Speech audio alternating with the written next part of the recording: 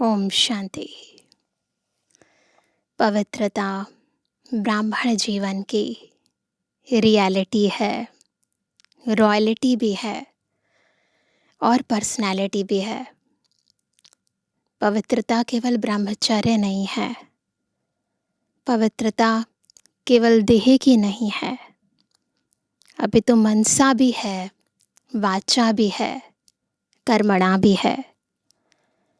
और पवित्रता की परिभाषा इतनी गूढ़ है कि बाबा कहते हैं कि यदि आपके मन में एक भी व्यर्थ संकल्प आता है या किसी आत्मा के प्रति आपकी वृत्ति थोड़ी सी भी नकारात्मक हो जाती है तो वो भी अपवित्रता है।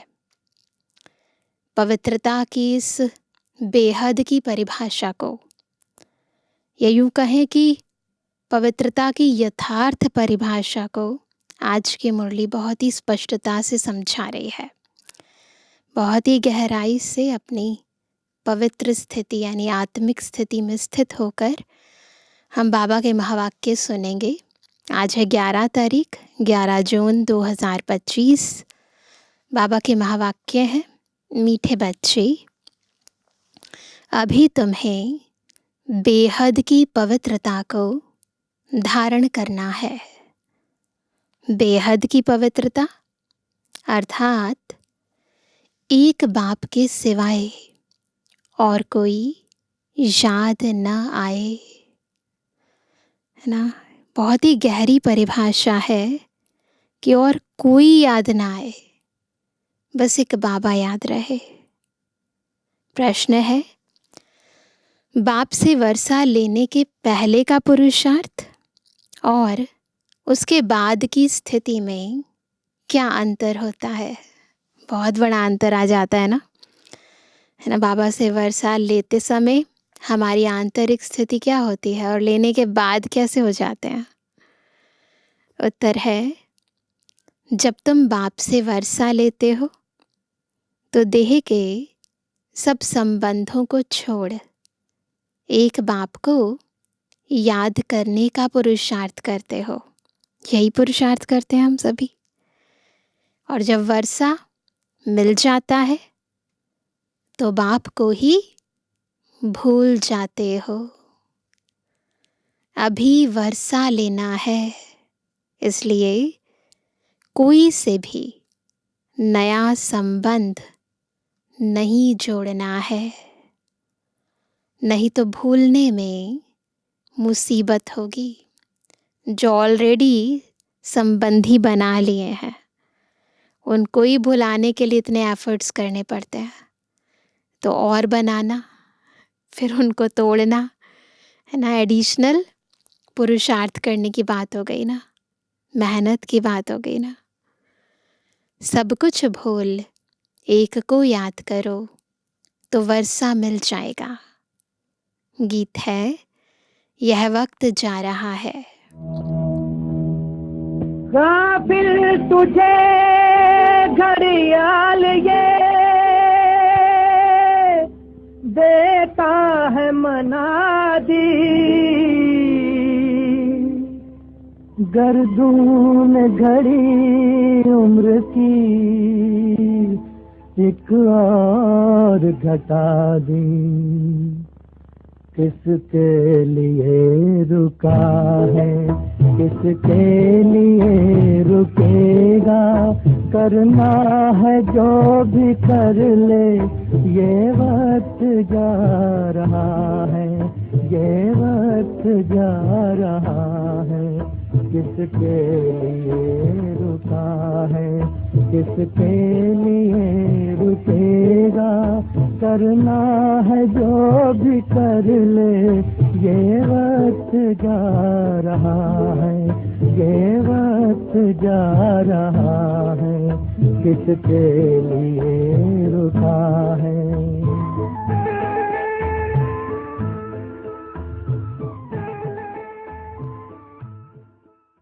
ओम शांति। मीठे मीठे रूहानी बच्चों प्रति बाप समझाते हैं, ज्ञानी और अज्ञानी किस किस को कहा जाता है, यह सिर्फ तुम ब्राह्मण ही जानते हो। ज्ञान है पढ़ाई, जिससे तुम जान गए हो कि हम आत्मा है, वह परम पिता परमात्मा है। तुम जब वहाँ से मधुबन आते हो तो पहले ज़रूर अपने को आत्मा समझते हो। हम जाते हैं अपने बाप के पास न, जब कहेंगे कि हम बाबा से मिलने जा रहे हैं, तो बाबा है किसका? देह का बाबा नहीं है, आत्मा का बाबा है। तो पहले हम अपने को आत्मा समझते हैं, फिर कहते हैं कि हाँ, हम बाबा के पास जा रहे हैं। बाबा शिव बाबा को कहते हैं। शिव बाबा है प्रजापिता ब्रह्मा के तन में, वह भी बाबा हो गया। तुम घर से निकलते हो तो समझते हो हम बाप दादा के पास जाते हैं। तुम चिट्ठी में भी लिखते हो बाप दादा, शिव बाबा, ब्रह्मा दादा। हम बाबा के पास जाते हैं। बाबा कल्प कल्प हमसे मिलते हैं। बाबा हमको बेहद का वर्षा देते हैं, बेहद पवित्र बनाए। पवित्रता में हद और बेहद है। तुम पुरुषार्थ करते हो बेहद पवित्र सतु प्रधान बनने के लिए। क्या बनने के लिए? बेहद पवित्र सतु प्रधान बनने के लिए। नंबरवार तो होते ही हैं। बेहद पवित्र अर्थात सिवाय एक बेहद के बाप के और कोई की याद न आए। यह बेहद की पवित्रता। वह बाबा बहुत मीठा है, ऊंच ते ऊंच भगवान है और बेहद का बाप है, सभी का बाप है। तुम बच्चों ने ही पहचाना है। बेहद का बाप सदैव भारत में ही आते हैं, आकर बेहद का सन्यास कराते हैं। सन्यास भी मुख्य है ना, जिसको वैराग्य कहा जाता है। बाप सारी पुरानी छी छी दुनिया से वैराग्य दिलाते हैं। बच्चे, इनसे बुद्धि का योग हटा दो। इनका नाम ही है नरक, दुख धाम। खुद भी कहते रहते हैं। कोई मरते हैं तो कहते हैं, क्या कहते हैं? स्वर्गवासी हुआ तो नरक में था ना। अभी तुम समझते हो यह जो कहते हैं वह भी रॉन्ग है। जो दुनिया में कहते हैं ना स्वर्गवासी हुआ, अभी हमें पता है कि ये रॉन्ग है। बाप राइट बात बताते हैं। स्वर्गवासी बनने के लिए अभी ही पुरुषार्थ करना होता है। स्वर्गवासी बनने लिए भी सिवाय बाप के और कोई पुरुषार्थ करा ना सके। तुम अभी पुरुषार्थ कर रहे हो 21 जन्मों के लिए स्वर्गवासी बने। बनाने वाला है बाप। उनको कहा ही जाता है हेवनली गॉड फादर। अब देखो, भक्ति मार्ग में तो हम बस कहते रहते थे, पता ही नहीं था, है ना। लेकिन अभी प्रैक्टिकल में सब बातें समझ में आई हैं। स्वर्ग कब होता है, कैसे होता है, बाबा को क्यों हेवनली गॉड फादर कहते हैं। खुद आकर कहते हैं, बच्चों, हम पहले तुमको शांति धाम ले जाऊंगा। मालिक है ना, शांति धाम जाकर फिर आएंगे सुख धाम में पाठ बजाने। हम शांति धाम जाएंगे तो सब धर्म वाले शांति धाम जाएंगे। बुद्धि में यह सारा ड्रामा का चक्र रखना है। हम सब जाएंगे शांति धाम, फिर हम ही पहले आकर बाप से वर्षा पाते हैं। जिससे वर्षा पाना होता है उनको याद ज़रूर करना है ना। किसी से आपको कुछ लेना है तो याद भी नहीं करेंगे क्या? उसकी याद तो बहुत आएगी, क्योंकि प्राप्ति है ना। तो जहाँ प्राप्ति होती है वहाँ बुद्धि ऑटोमेटिक जाती है। तो बाबा भी कहते हैं कि जिससे वर्षा लेना है तो उसको याद भी तो करना है ना। बच्चे जानते हैं वर्षा मिल जाएगा तो फिर बाप की याद भूल जाएगी। स्वर्ग में नाम ही नहीं याद होगा तो वैसे याद क्या करेंगे? वर्षा बहुत सहज रीति मिलता है। बाप सम्मुख कहते हैं, मीठे बच्चों, तुम्हारे जो भी देह के संबंध हैं सब भूल जाओ। अभी कोई भी नया संबंध नहीं जोड़ना है।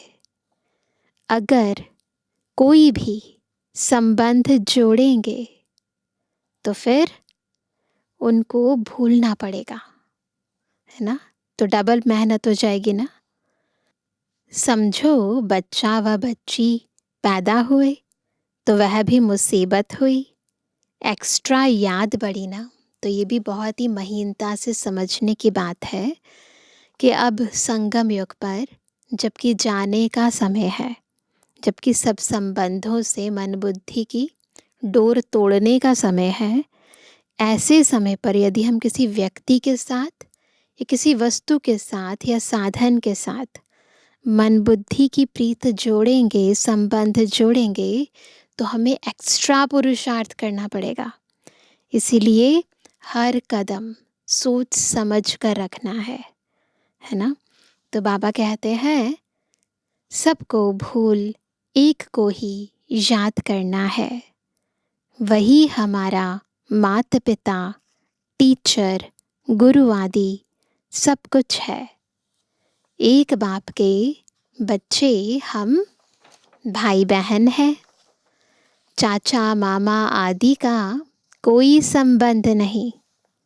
यह एक ही समय है जबकि भाई बहन का संबंध ही रहता है। ब्रह्मा के बच्चे शिव बाबा के बच्चे भी हैं तो पोत्रे पोत्रियां भी हैं। यह तो पक्का बुद्धि में याद आता है ना। नंबरवार पुरुषार्थ अनुसार। तो याद उसका आधार भी पुरुषार्थ है। स्वदर्शन चक्रधारी तुम बच्चे चलते फिरते बनते हो। तो चलते फिरते अपने पांचों स्वरूपों को स्मृति में लाते रहो। तुम बच्चे इस समय चैतन्य लाइट हाउस हो। स्वदर्शन चक्रधारी भी हैं, लाइट हाउस भी है। तुम्हारी एक आंख में मुक्ति धाम, दूसरी आंख में जीवन मुक्ति धाम है। वह लाइट हाउस जड़ होते तुम हो चैतन्य। तुम्हें ज्ञान का नेत्र मिला है। तुम ज्ञानवान बन सबको रास्ता दिखाते हो। बाप भी तुम्हें पढ़ा रहे हैं। तुम जानते हो यह दुख धाम है। हम अभी संगम पर हैं, बाकी सारी दुनिया कलयुग में है। संगम पर बाप बच्चों के साथ बैठ बात करते हैं और बच्चे ही यहाँ आते हैं। कोई कोई लिखते हैं बाबा फलाने को ले आवें, अच्छा है गुण उठाएगा, शायद तीर लग जाए तो बाबा को भी रहम पड़ता है, हो सकता है कल्याण हो जाए। तुम बच्चे जानते हो यह है पुरुषोत्तम संगम युग। इस समय ही तुम पुरुषोत्तम बनते हो। कलयुग में सब हैं कनिष्ठ पुरुष, जो उत्तम पुरुष लक्ष्मी नारायण को नमन करते हैं। सतयुग में कोई भी किसको नमन नहीं करते हैं। यहाँ की यह सब बातें वहाँ होती नहीं। यहाँ जो नमस्ते करते हैं, देवी देवताओं के आगे हाथ जोड़ते हैं, माथा झुकाते हैं, है ना, पैर पड़ते हैं जो छोटे होते हैं बड़ों के, तो ये सारी रीति रस्म स्वर्ग में नहीं होती है। यह भी बाप समझाते हैं, अच्छी रीति बाप की याद में रहे, सर्विस करेंगे तो आगे चल तुमको साक्षात्कार भी होते रहेंगे। तुम कोई की भी भक्ति आदि नहीं करते हो, तुमको बाप सिर्फ पढ़ाते हैं। घर बैठे आप ही साक्षात्कार आदि होते रहते हैं। बहुतों को ब्रह्मा का साक्षात्कार होता है। उनके साक्षात्कार के लिए कोई पुरुषार्थ नहीं करते, कोई मेहनत नहीं करते हैं कि हमें साक्षात्कार करना है। नहीं, ये ड्रामा प्लान अनुसार बाबा उन बच्चों को जो कल्प पहले बने थे बाबा के, उन्हें साक्षात्कार कराते हैं ब्रह्मा बाबा के। बेहद का बाप इन द्वारा साक्षात्कार कराते हैं।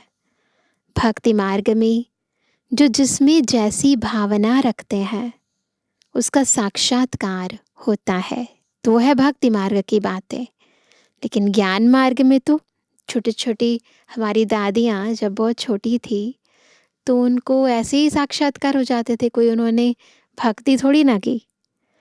नहीं, इतने अच्छे अच्छे साक्षात्कार होते थे, स्वर्ग में चले जाते थे, ट्रांस में जाकर पता नहीं क्या क्या देख देख कर आते थे। विनाश का साक्षात्कार, स्थापना का साक्षात्कार, ब्रह्मा का, विष्णु का, श्री कृष्ण का, देवी देवताओं का, स्वयंवर कैसे होता है ना, खाते पीते कैसे हैं, है ना, बहुत सारे साक्षात्कार यज्ञ के आदि में बाबा ने कराए।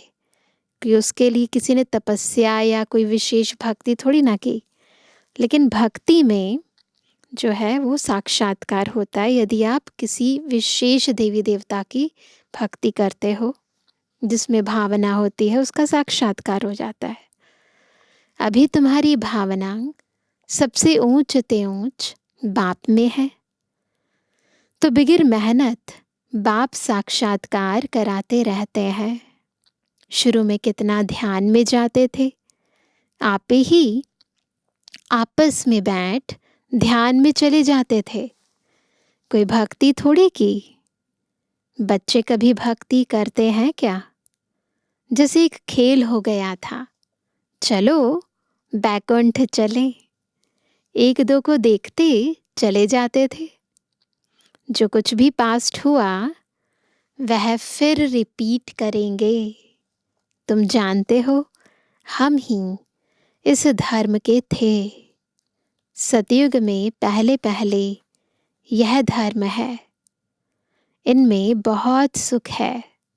फिर धीरे धीरे कलाएं कम होती जाती हैं। जो सुख नए मकान में होता है वह पुराने में नहीं। थोड़े समय के बाद वह भभका कम हो जाता है। स्वर्ग और नर्क में तो बहुत फर्क है ना। कहाँ स्वर्ग, कहाँ यह नर्क। तुम खुशी में रहते हो, यह भी जानते हो, बाप की याद भी पक्की ठहरेगी। हम आत्मा हैं, यही भूल जाते हैं तो फिर देह अभिमान में आ जाते हैं। बाबा ही है ना विदेही, उसको भूल गए तो यानी अपने आप को भी भूल गए। फिर खुद भी देह अभिमान में आ जाते हैं, फिर संबंध संपर्क में भी देह भान आ ही जाता है। यहाँ बैठे हो तो भी कोशिश करके अपने को आत्मा निश्चय करो, तो बाप की याद भी रहेगी। देह में आने से फिर देह के सब संबंध याद आएंगे। यह एक लॉ है ना। देह याद आएगी तो देह के संबंध याद आएंगे। आत्मा याद रहेगी तो परमात्मा की याद ठहरेगी। तुम गाते भी हो, मेरा तो एक, दूसरा ना कोई। बाबा हम बलिहार जाएंगे, वह अभी समय है। जो भक्ति मार्ग में कहा ना कि हे भगवान हम आप पर बलिहार जाएंगे, तो वह कहते बलिहार जाने का जो एग्जैक्ट समय है वो एक्चुअली में ये है। बाबा कहते हैं एक को ही याद करना है, आँखों से भल किसको भी देखो, घूमो फिरो सिर्फ आत्मा को, बाप को याद करना है। शरीर निर्वाह अर्थ कर्म भी करना है, परंतु हाथों से काम करते दिल बाप की याद में रहे। आत्मा को अपने माशूक को ही याद करना है। कोई की किसी सखी से प्रीत हो जाती है तो फिर उनकी याद ठहर जाती है। फिर वह रग टूटने में बड़ी मुश्किलात होती है। पूछते हैं बाबा यह क्या है? अरे तुम नाम रूप में क्यों फंसते हो? पूछ रहे हैं बाबा, है ना, तुम नाम रूप में क्यों फंसते हो? एक तो तुम देह अभिमानी बनते हो, और दूसरा फिर तुम्हारा कोई पास्ट का हिसाब किताब है, वह धोखा देता है ना। किसी आत्मा के साथ अगर पूर्व जन्म का कोई अकाउंट है, कोई हिसाब किताब है, तो उसके कारण रह रह के उसकी याद भी आती है, उसके नाम रूप में हम फंस भी जाते हैं। तो बाबा कहते हैं इन आँखों से जो कुछ देखते हो उनमें बुद्धि ना जाए। तुम्हारी बुद्धि में यह रहे कि हमको शिव बाबा पढ़ाते हैं। ऐसे बहुत बच्चे हैं जो यहाँ बैठे भी बाप को कभी याद नहीं करते। कहीं तो यहाँ बैठे भी याद में नहीं रह सकते हैं। तो अपने को देखना चाहिए हमने कितना शिव बाबा को याद किया, नहीं तो चाट में रोला पड़ जाएगा। भगवान कहते हैं मीठे बच्चों मुझे याद करो, अपने पास नोट करो, जब चाहे याद में बैठ जाओ। खाना खाकर चक्र लगाए 10-15 मिनट आकर बैठ जाओ याद में, क्योंकि यहाँ कोई गोरख धंधा तो है नहीं। तो बाबा बच्चों को कहते हैं जो मधुबन आते हैं कि भोजन करने जाते हो, भोजन करके बाबा के कमरे में जाओ, बैठ जाओ, तो याद का चार्ट बढ़ाओ। ऐसे नहीं सुबह और शाम ही याद करना है, परंतु जब भी आपको टाइम मिले बाबा के कमरे में जाकर याद का चार्ट बढ़ाओ, बाबा को याद करो। तो बाबा कहते हैं फिर भी जो काम काज छोड़कर आए हो वह कोई कोई की बुद्धि में आता रहता है। बड़ी ज़बरदस्त मंजिल है। तो बाबा के टाइम पर तो इतना मोबाइल तो थे नहीं, लेकिन अभी तो मोबाइल ही नहीं छोड़ते हैं। तो मोबाइल जो है हमें बाहर की दुनिया से कनेक्टेड रखते हैं, पर बाबा क्या चाहते हैं कि हम डिस्कनेक्ट हो जाएं। तो बाबा कहते हैं बड़ी ज़बरदस्त मंजिल है। तब बाबा कहते हैं अपनी जांच करो, यह तुम्हारा मोस्ट वैल्यूएबल टाइम है। भक्ति मार्ग में तुमने कितना टाइम वेस्ट किया है, दिन प्रतिदिन गिरते ही रहते हो। श्री कृष्ण का दीदार हुआ, बहुत खुशी हो जाती है, मिलता तो कुछ भी नहीं। बाप का वर्षा तो एक ही बार मिलता है। अब बाप कहते हैं मेरी याद में रहो तो तुम्हारे जन्म जन्मांतर के पाप मिट जाएं। स्वर्ग का पासपोर्ट उन्हीं बच्चों को मिलता है। नोट करेंगे किनको मिलता है स्वर्ग का पासपोर्ट? जो याद में रहे, अपने विकर्मों को विनाश कर कर्मातीत अवस्था को पाते हैं। नहीं तो बहुत सज़ा खानी पड़ती है। बाबा और भी राय देते हैं, अपने ताज व तख्त का फ़ोटो अपने पॉकेट में रख दो तो याद रहेगी, पहले बाबा ने सबकी फ़ोटो खिंचवाई थी, है ना, ताज तख्त पर बैठे हुए, है ना, सारे रत्नों से जेवरों से सजे सजाई मूर्ति के रूप में। और आजकल तो कुछ करने की भी ज़रूरत नहीं है, एआई बना देगा आपकी फ़ोटो। तो हम में भी बाबा यही कहते हैं कि बार बार अपने मन बुद्धि में अपना वो भविष्य का चित्र सामने रखो। तो बाबा कहते हैं इनसे हम यह बनते हैं, जितना देखेंगे उतना याद करेंगे, फिर उसमें ही मोह लग जाएगा। तो ये याद करने की विभिन्न युक्तियां हैं। हम यह बन रहे हैं, नर से नारायण, चित्र देखकर खुशी होगी, शिव बाबा याद आएगा, क्योंकि बनाने वाला तो बाबा ही है ना। यह सब पुरुषार्थ की युक्तियां हैं।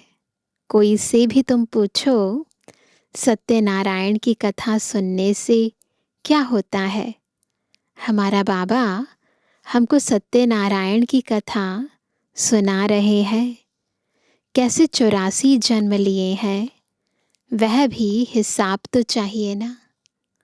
सब तो 84 जन्म नहीं लेंगे। दुनिया को तो कुछ भी पता नहीं है, ऐसे ही मुख से सिर्फ कह देते हैं। इसको कहा जाता है थ्योरेटिकल, तो मुख से कहते हैं।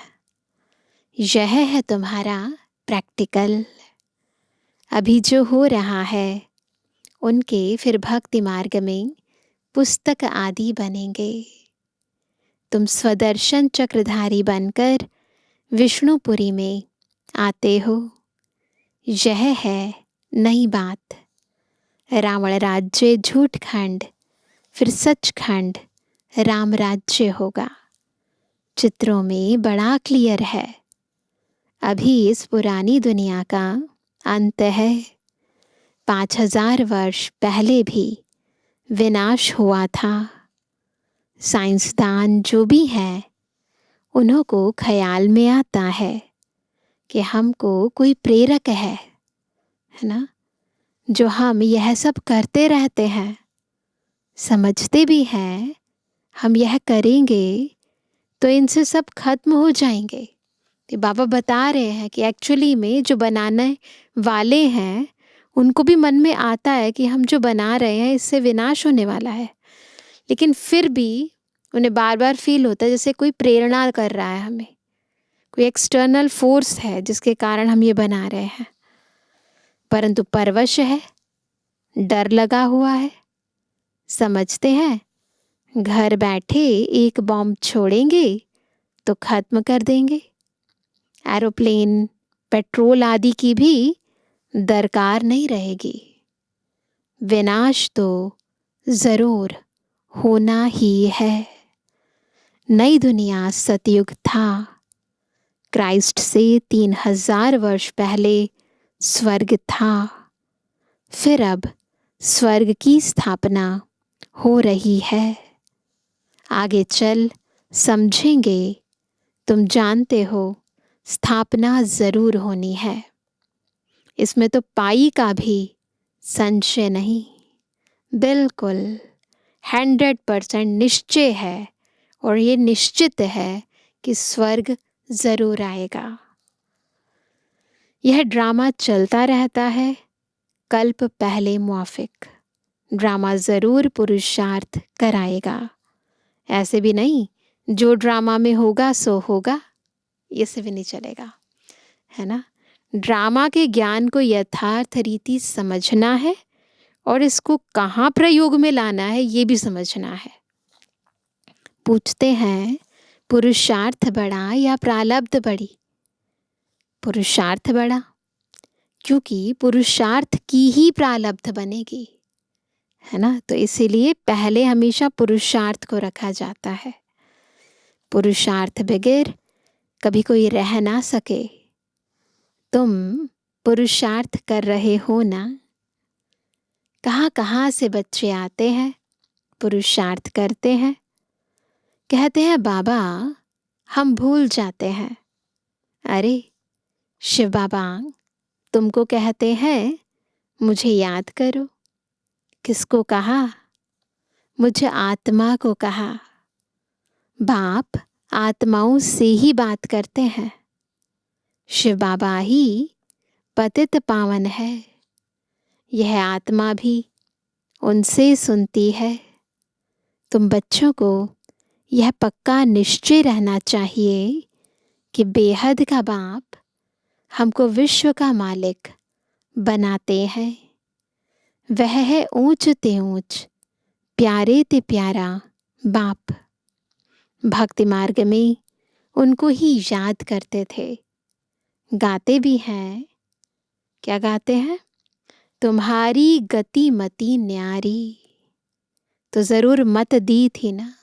कहते ना, तुमरी गत मत तुम ही जानो और ना जाने कोई। तो भगवान की जो गतमत है वो न्यारी है। अब तुम्हारी बुद्धि में है। इतने सब मनुष्य मात्र वापस घर जाएंगे। विचार करो, कितनी आत्माएं हैं। सबका सिजरा है। सब आत्माएं फिर नंबरवार जाकर बैठेंगी। यहाँ से जाएंगी, ऊपर परम धाम में नंबरवार जाकर बैठेंगी। क्लास ट्रांसफ़र होता है तो नंबरवार बैठती है ना। ऐसे ही होता है ना। तुम भी नंबरवार जाते हो। छोटी बिंदी आत्मा नंबरवार जाकर बैठेगी। कहाँ? परम धाम में। फिर नंबरवार आएगी पाठ में। बिल्कुल बुद्धि में ना ये विज़न बन जाना चाहिए। जैसे बाबा कहे, हम आत्माएं जाएंगी बाबा के साथ, परम धाम में जाके बैठ जाएंगी बाबा के पास, फिर नीचे आएंगी। यह है रुद्रमाला। जो ऊपर बनती है ना बाबा के पास, वो है रुद्रमाला। बाप कहते हैं, इतने करोड़ आत्माओं की मेरी माला है। रुद्रमाला बहुत बड़ी है। ऊपर में मैं फूल हूँ। फिर पाठ बजाने के लिए सब यहाँ ही आए हैं। यह ड्रामा बना हुआ है। कहाँ भी जाता है बना बनाया ड्रामा है। कैसे यह ड्रामा चलता है सो तुम जानते हो। सबको यही बताओ कि अपने को आत्मा समझ बाप को याद करो तो तुम्हारे वे कर्म विनाश होंगे। फिर तुम चले जाएंगे। यह मेहनत है। सबको रास्ता बताना है। तुम्हारा फर्ज है। तुम कोई देहधारी में नहीं फंसाते हो। बाप तो कहते हैं, मुझे याद करो, तो पाप भस्म हो जाएंगे। बाप डायरेक्शन देते हैं, सो तो करना पड़ेगा। पूछने की क्या बात है। कैसे भी करके याद ज़रूर करो, है ना। इसमें बाबा क्या कृपा करेंगे। ये तो खुद ही खुद पर कृपा करनी है ना। याद तुमको करना है, वर्षा तुमको लेना है। बाप स्वर्ग का रचयिता है तो ज़रूर स्वर्ग का वर्षा मिलेगा। अभी तुम जानते हो यह झाड़ पुराना हो गया है, इसलिए इस पुरानी दुनिया से वैराग्य है। इनको कहा जाता है बेहद का वैराग्य। वह हठ योगियों का है हद का वैराग्य। वह बेहद का वैराग्य सिखला ना सके। बेहद के वैराग्य वाले फिर हद का कैसे सिखलाएंगे। अब बाप कहते हैं, सिकिलदे बच्चे, तुम भी कहते हो कितना सिकिलदा बाप है। 63 जन्म बाप को याद किया है। बस हमारा तो एक बाप, दूसरा ना कोई। अच्छा मीठे मीठे के जवानी बच्चों पे जुबानी बाप दादा का दिल जान सको प्रेम से नंबरवार प्रसाद अनुसार याद कर। रूहानी बच्चों की रूहानी बाप दादा को गुड मॉर्निंग, नमस्ते नमस्ते नमस्ते। धारणा के लिए मुख्य सार। पहला, स्वर्ग में जाने का पासपोर्ट लेने के लिए बाप की याद से अपने विकर्मों को विनाश कर कर्मातीत अवस्था बनानी है। सजाओं से बचने का पुरुषार्थ करना है। दूसरा, ज्ञानवान बन सबको रास्ता बताना है। चैतन्य लाइट हाउस बनना है। एक आँख में शांति धाम, दूसरी आँख में सुख धाम रहे। इस दुख धाम को भूल जाना है। वरदान है, हर आत्मा को ऊंच उठाने की भावना से रिगार्ड देने वाले शुभ चिंतक भव। कौन है शुभ चिंतक? जो हर एक आत्मा को इस भावना से कि ये भी ऊंची उठ जाए, है ना, उस भावना से उसे रिगार्ड देते हैं, उनका सम्मान रखते हैं। बाबा कहते हैं वही शुभ चिंतक है। हर आत्मा के प्रति श्रेष्ठ भावना अर्थात ऊंच उठाने की व आगे बढ़ाने की भावना रखना अर्थात शुभ चिंतक बनना। अपनी शुभ वृत्ति से, शुभ चिंतक स्थिति से अन्य के अवगुण को भी परिवर्तन करना। किसी की भी कमजोरी व अवगुण को अपनी कमजोरी समझ वर्णन करने के बजाय व फैलाने के बजाय समाना और परिवर्तन करना, यह है रिगार्ड। नोट करेंगे, चलो किसी ने कुछ गलत किया, परंतु जैसे अपनी हम कमियों को छिपाते हैं ना, कोई अपनी कमियां वर्णन करता है, वैसे ही हमारा जो रूहानी भाई है, बहन है, उसकी कमियों को भी हम छिपाएं, समाएं, है ना, वर्णन नहीं करें। तो बाबा कहते उन्हें समाओ और फिर उनके परिवर्तन के लिए शुभ भावना, शुभकामनाएं रखना, है ना। वर्णन करने से और ही ज़्यादा वो व्यक्ति आपका दुश्मन बन जाता है। तो ये है उसके प्रति रिगार्ड। बड़ी बात को छोटा बनाना, दिल शिकस्त को शक्तिवान बनाना, उनके संग के रंग में नहीं आना, सदा उन्हें भी उमंग उत्साह में लाना। ऐसा ना हो कि उन्हें उमंग दिलाने के चक्कर में हम खुद भी दिल शिकस्त हो जाए, तो उनके प्रभाव में नहीं आना है।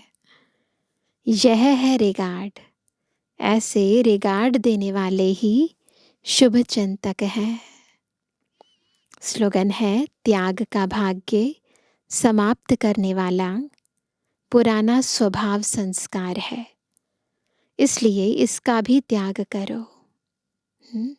तो क्या करना है? पुराने स्वभाव संस्कार का त्याग। आज का व्यक्त इशारा, आत्मिक स्थिति में रहने का अभ्यास करो, अंतर्मुखी बनो। जैसे ब्रह्मा बाप एकांत प्रिय होने के कारण सदा अंतर्मुखी रहे।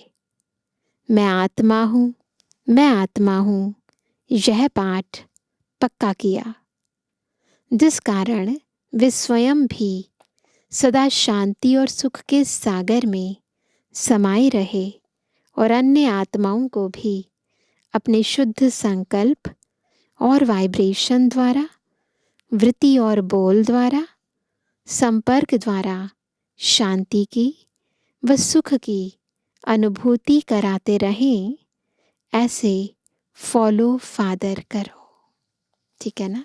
तो ब्रह्मा बाबा ने जैसे पुरुषार्थ किया, वैसे हमें भी फॉलो फादर करना है। अच्छा, ओम शांति। प्यारे प्यारे वतन, उड़ चले हम आज। प्यारे प्यारे वतन,